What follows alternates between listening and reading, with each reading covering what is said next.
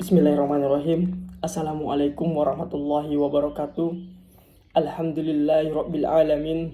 Assalatu wassalamu ala asrofil anbiya'i wal mursalin wa ala alihi wa ashabi rasulillahi ajma'in, amma ba'du. Allahumma sholli ala sayyidina Muhammad wa ala ali sayyidina Muhammad. Puji syukur marilah kita haturkan kepada Allah Subhanahu wa taala, Tuhan yang telah menciptakan 7 lapis langit yang berlapis-lapis tanpa tiang, dan Ia juga menciptakan 7 lapis bumi yang berlapis-lapis tanpa gantungan. Dan Ia juga memberikan kepada kita terutama nikmat iman, nikmat Islam, serta nikmat kesempatan. Salawat bertangkaikan salam tak lupa pula kita hadiahkan kepada hamba Allah, seorang bangsawan yang tak pernah makan bakwan, seorang proklamator yang tak pernah megang kalkulator, apalagi naik sepeda motor. Tapi dengan kesungguhannya, dengan keteguhannya atas perintah Allah Subhanahu wa taala yang telah diberikan kepadanya, dia mampu mengubah tantangan hidup manusia. Kurang lebih 23 tahun ia mampu mengubah tantangan hidup manusia dari zaman kebiadaban menuju zaman peradaban. Yakni siapa beliau? Nabi Yuna Muhammad sallallahu alaihi wasallam, dengan ucapan Allahumma sholli ala sayyidina Muhammad wa ala ali sayyidina Muhammad. Baiklah, untuk mempersingkat mukadimah saya, izinkan saya untuk memperkenalkan diri saya. Nama saya Helmi Yusrizal Saputra dengan NIM 11820711517. Saya Fakultas Syariah dan Ilmu Hukum, jurusan Ilmu Hukum. Baiklah, di sini saya akan memberikan judul tausiah singkat pada kesempatan kali ini, ialah yang berjudul Nikmat Allah Subhanahu wa taala. Kita tidak lepas daripada nikmat Allah Subhanahu wa taala. Bukankah setiap jam, setiap detik, bahkan setiap menit kita selalu menggunakan fasilitas yang telah diberikan oleh Allah Subhanahu wa taala kepada kita? Tanpa nikmat Allah Subhanahu wa taala, apakah bisa jantung kita berdetak, darah kita mengalir, serta kaki kita melangkah? Pasti jawabannya tidak akan bisa. Tetapi yang jadi bahan pertanyaan pada kesempatan kali ini, mengapa masih banyak umat muslim, umat manusia yang tidak mau mensyukur nikmat Allah Subhanahu wa taala? Apakah nikmat Allah itu kurang yang diberikannya kepada kita sehingga kita tidak mau mensyukur nikmat Allah Subhanahu wa taala tersebut? Jikalau nikmat Allah itu kurang diberikannya kepada kita, tidak mungkin Allah menjelaskan di dalam Al-Quran sebagaimana firman-Nya yang berbunyi, A'udzu billahi minasyaitonir rajim. Bismillahirrahmanirrahim. Wa in ta'uddu ni'matallahi la tuhsuha. Innallaha ghafurur rahim. Wa in ta'uddu ni'matallahi la tuhsuha. Innallaha ghafurur rahim. Jikalau engkau menghitung-hitung nikmatku, maka engkau tidak akan mampu menghitungnya. Di situ Allah sangat jelas menjelaskan kepada kita bahwasanya jangankan menandingi nikmatnya, menghitung nikmatnya aja kita tidak mampu, apalagi menandingi nikmatnya. Begitulah saking banyaknya nikmat Allah Subhanahu wa taala yang telah diberikannya kepada kita. Jadi apa alasan kita sebagai umat muslim, umat manusia yang tidak mau mensyukur nikmat Allah Subhanahu wa taala? Na'udzubillah, summa na'udzubillah.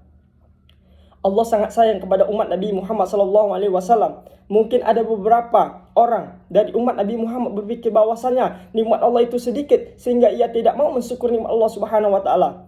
Lalu Allah mendengarkan isi hati orang seperti itu, tetapi Allah juga memberikan konsekuensi sebagaimana yang telah dijelaskan oleh Allah Subhanahu wa taala dalam Al-Qur'an yang berbunyi, A'udzu billahi minasyaitonir rajim. Bismillahirrahmanirrahim. La in zakartum la azidannakum wa la in kafartum inna adzabi lasadid.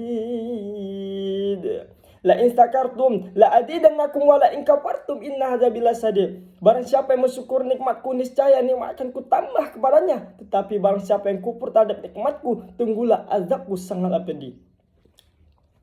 Di situ Allah sangat jelas menjelaskan kepada kita bahwasanya apabila kita mensyukur nikmatnya, Allah berjanji Allah akan menambahkan nikmatnya yang banyak itu. Tetapi barang siapa yang kufur terhadap nikmatnya, tidak mau mensyukur nikmatnya, maka tunggulah azabnya sangatlah pedih. Na'udzubillah, summa na'udzubillah. Apakah kita lupa semua yang diberikan oleh Allah Ta'ala kepada kita ialah titipan darinya? Diberikan harta itu titipan darinya, diberikan jabatan yang tinggi itu amanah dari Allah Subhanahu wa Ta'ala. Jadi apa gunanya kita kufur sedangkan itu titipan darinya? Apa gunanya kita sombong sedangkan itu amanah darinya? Kita bercerita sedikit tentang kufur. Percuma kita memiliki harta yang banyak, harta yang berlipat-lipat, namun harta tersebut tidak pernah kita sedekahkan dan infakkan, maka ingatlah harta tersebutlah yang mengantarkan kita ke neraka. Mengapa demikian saya katakan seperti itu? Masih ingatkah kita? Yaitu Qarun. Qarun ialah orang yang kaya raya di dalam satu negeri, tetapi ia lupa bersyukur kepada Allah Subhanahu wa Ta'ala. Siapa yang menenggelamkan kita kalau bukan hartanya? Siapa yang membakar dia di neraka kalau bukan hartanya? Jadi kalau kita memiliki harta, itu setidaknya kita sedekah, infak, zakat dan lain sebagainya. Diberikan jabatan yang tinggi itu amanah dari Allah Subhanahu wa Ta'ala. Jadi apa gunanya kita sombong sedangkan itu amanah dari Allah Subhanahu wa Ta'ala? Sombong. Allah Subhanahu wa Ta'ala tidak suka kepada orang-orang yang sombong. Jangankan Allah Subhanahu wa Ta'ala, kita saja tidak suka melihat tetangga kita yang sombong, tidak suka melihat saudara kita yang sombong. Bahkan kalau kita sebagai orang tua, kita tidak suka melihat anak kita yang sombong. Apalagi Allah Subhanahu wa Ta'ala, Tuhan yang telah menghidup dan mematikan kita. Apakah kita pantas sombong kepadanya? Pasti jawabannya tidak akan pantas. Saking bencinya Allah dengan orang-orang yang sombong, Allah juga menjelaskan di dalam Al-Quran, yaitu tempat-tempat orang yang memiliki sifat sombong dalam dirinya. Sebagaimana firman Allah Subhanahu wa Ta'ala di dalam Al-Quran yang berbunyi, Bismillahirrahmanirrahim. Ud'ulu fi abwabi jahannama khalidina fiha wa bi'sal maswal mutakabbirin. Ud'ulu fi abwabi jahannama khalidina fiha wa bi'sal maswal mutakabbirin. Masukilah pintu api neraka jahanam itu dan kekal di dalamnya. Disitulah tempat orang-orang yang memiliki sifat sombong. Di situ Allah sangat jelas menjelaskan kepada kita bahwasannya apabila kita memiliki sifat sombong dalam diri kita, maka siap-siaplah kita kekal di neraka jahanamnya Allah Subhanahu wa Ta'ala. Na'udzubillah summa na'udzubillah. Apakah kita masih ingat makhluk ciptaan Allah yang hampir seimbang dan derajat keimanan dan ketakwaannya dengan malaikat, yakni iblis? Iblis itu dulu keimanan dan ketakwaannya sangat imbang dengan malaikat. Tetapi ketika Nabi Adam AS diciptakan oleh Allah Subhanahu wa Ta'ala dan mereka diperintahkan oleh Allah untuk bersujud kepada Adam, lalu iblis berkata, Ana khairu minhu, aku lebih baik daripada dia. Lalu dia berkata lagi kepada Allah, Halaqtani min narin wa khalaqtahu tinin, ana khairu minhu. Aku kau ciptakan dari api, sedangkan Adam kau ciptakan dari tanah. Aku lebih baik daripada dia. Iblis merasa sombong, iblis merasa angkuh. Lalu apa yang terjadi? Allah campakkan ia dalam surga, dari surganya Allah Subhanahu wa Ta'ala. Na'udzubillah summa na'udzubillah. Jadi jangan buanglah sifat sombong dalam diri kita. Jangan sekali-sekali kita simpan sifat sombong dalam diri kita. Mengapa demikian? Karena sifat sombong ialah punya iblis, bukan punya umat Nabi Muhammad SAW.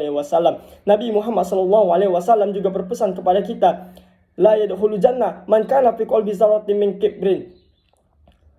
Tidak akan masuk surga bagi orang-orang yang memiliki sifat sombong dalam dirinya walaupun sebesar biji zarah.